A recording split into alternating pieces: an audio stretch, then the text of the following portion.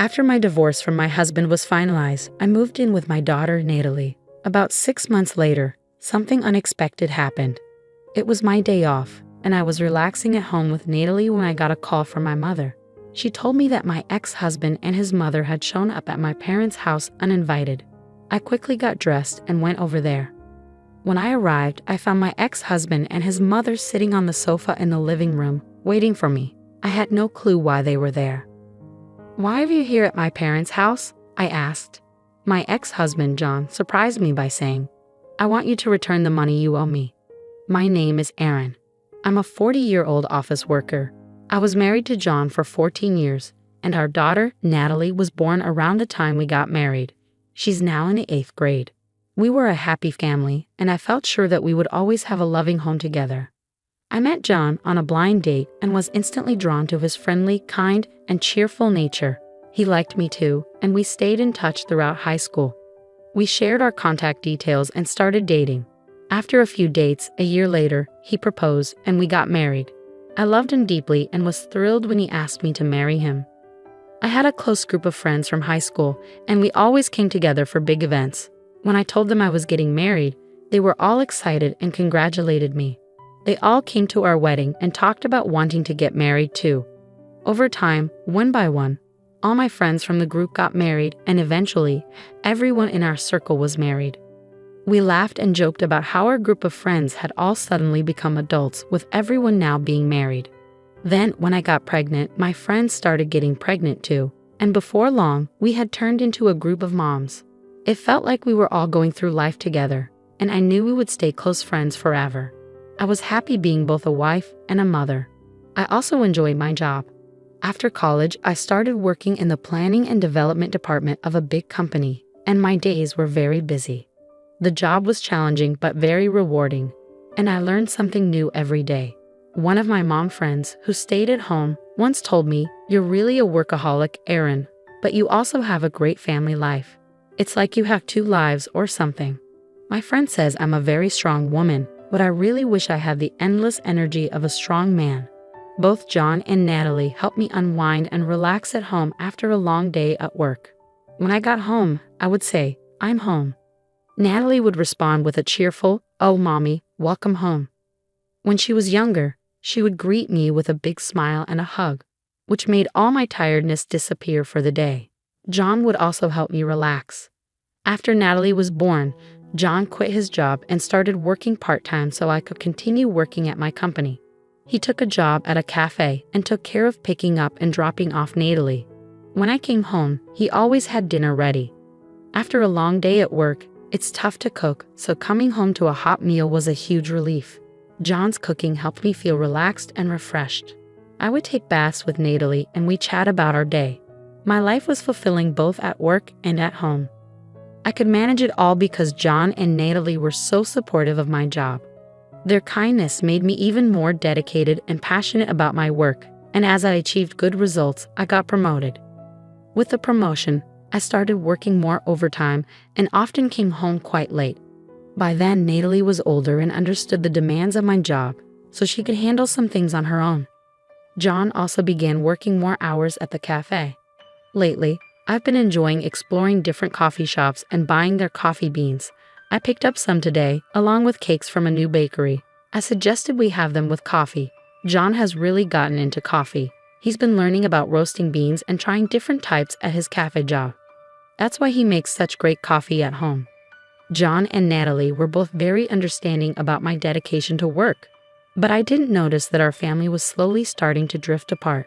I first realized something was wrong when Natalie came to me with a concern. "What's up? You wanted to talk about something," I asked her. "Well, the other day, when I went to see a movie with friends from school, I saw Dad with another woman," she said. I was shocked. "What?" Natalie continued. "They weren't holding hands or anything, but they seemed a bit close. Lately, I've noticed Dad talking a lot on the phone before you get home. Sometimes he's so focused on his phone that he doesn't really listen to me. He looks happy while on his phone. At first, I thought he was texting or talking to you, but after seeing him with that woman, I'm starting to wonder if he was talking to her instead." Natalie looked really sad as she spoke. She was already in middle school and sensitive to these kinds of issues. so I knew she wouldn't be able to handle this alone. I was also shocked.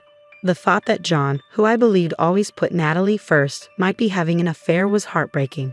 I'm so sorry, sweetie. I didn't realize we were making you feel this way. I've been too focused on work, haven't I? Natalie reassured me. No, it's okay that you work hard, Mom. Don't feel bad about that. I was grateful for her understanding words.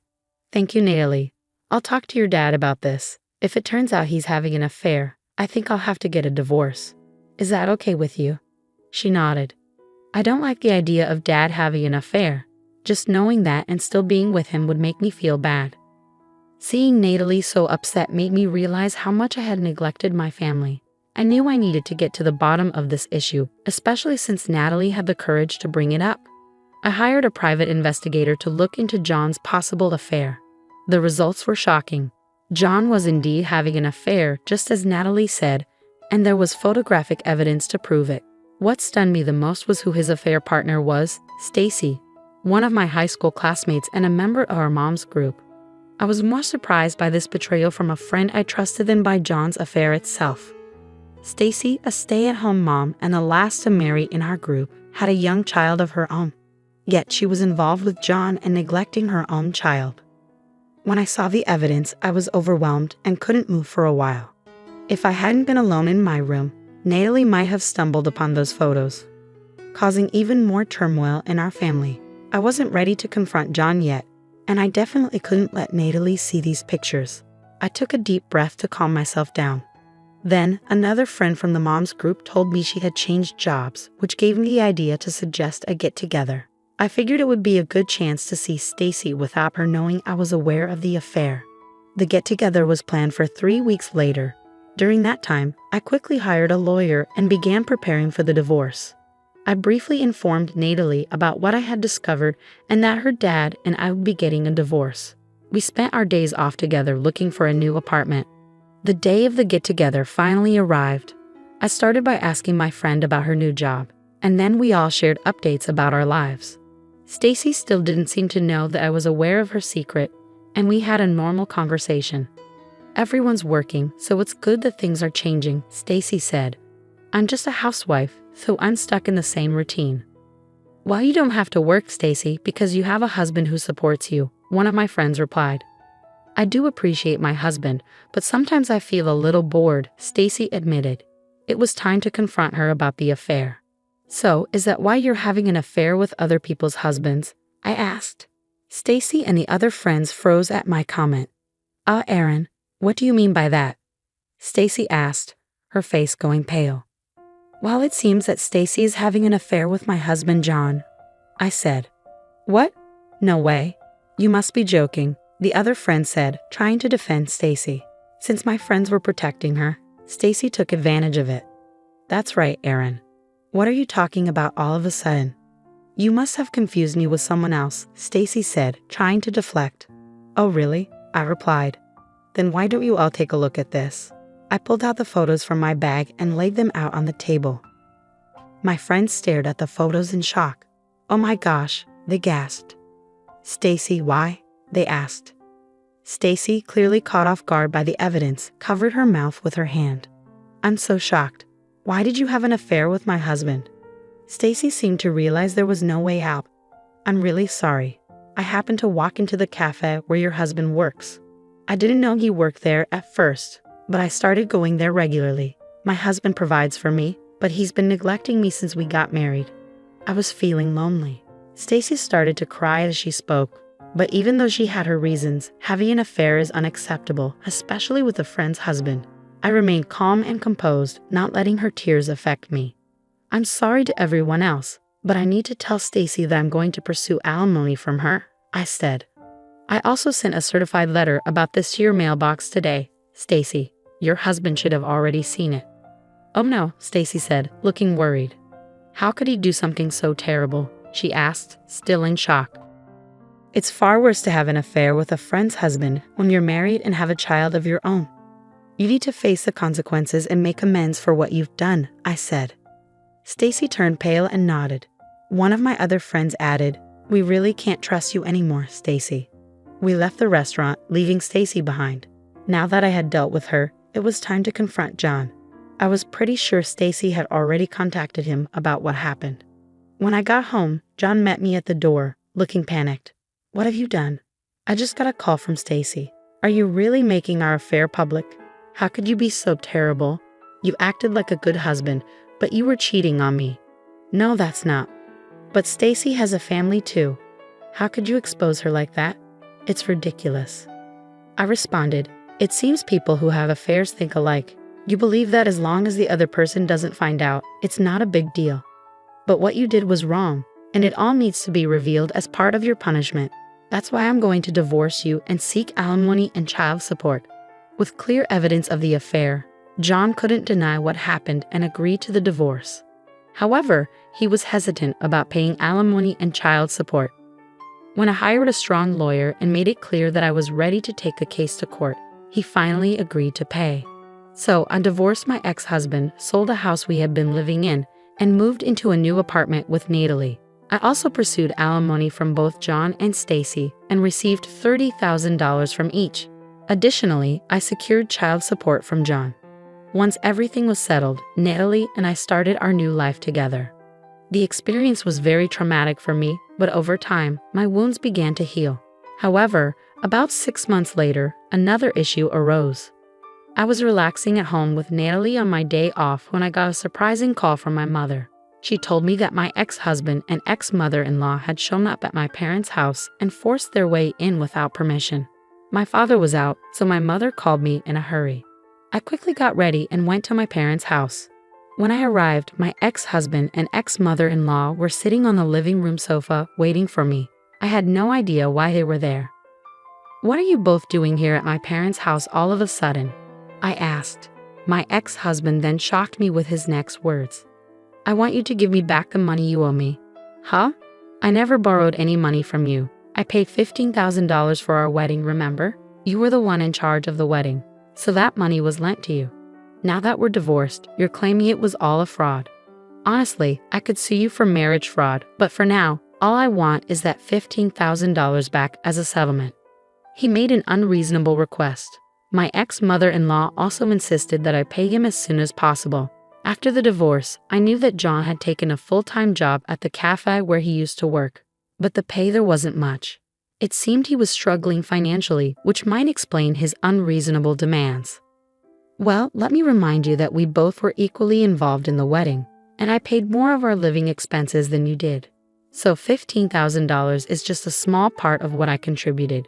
Don't bother me with such unreasonable demands. I tried to get them to leave, but they didn't budge. Just then, my father came home. He had apparently received a call from my mother and rushed back. "What are you guys doing here?" my father demanded. My ex-husband explained the same thing to my father, clearly afraid of him. My father listened quietly but was clearly furious and shocked by John's unreasonable demands. "It's your fault for having an affair in the first place. If you're going to make such outrageous demands, get out of here," my father said. He tried to kick them out, but my ex-husband fell to his knees and begged, "Please, Aaron, lend me money. Not only are you demanding alimony, but Stacy's husband is also after me and I can't afford it. Even $10,000 would help." It was shocking to see him begging for money in such a situation. I told him coldly, "No, I can't do that. Go home." But my ex-mother-in-law insisted, "You're also responsible for what happened. You should lend him the money." The situation was escalating, so my father said, "Fine, I'll get the money. Just wait here," and went to another room. "Hey, Dad, what are you doing?" I hurried after him, and my father grinned. "Well, I have plenty of money. Since we have it, why not give it to them?" he said, opening a closet and pulling out some cash. This should be interesting, I thought. My father put the bills in an envelope and handed it to John. Satisfied with the fake money, my ex-husband and ex-mother-in-law left with pleased expressions. As soon as they were gone, I locked the door and called the police. The two must have realized the money was fake as soon as they stepped outside because they came rushing back, banging on our front door. "Hey, what's going on? This is Monopoly money. I don't want this fake cash," John shouted angrily. I laughed and responded through the door. "Since we have so much money, I thought I'd share it with you." John exclaimed, "You've got to be kidding. and started banging even harder on the door, kicking it with his feet. They didn't realize their actions were only making things worse for them. As John and his mother were kicking the door, the police arrived and caught them in the act. Neighbors gathered around, and many witnessed John and his mother getting arrested. In the end, John didn't get any money but was fined for the arrest and had to pay for the damage to our front door. Additionally, one of the people who saw the arrest was a regular at the cafe where John worked, and news spread quickly. As a result, John was fired from his job. Now, John is struggling to find work and has moved back in with his parents. His in-laws are covering his alimony and child support payments for him. I've also filed a restraining order against my former in-laws. If anything happens, my family can call the police, and they will respond immediately. Now I'm happier than ever with Natalie. I'm committed to working hard and enjoying watching my daughter grow up. Thank you for watching until the end. Please subscribe to our channel. See you in the next video.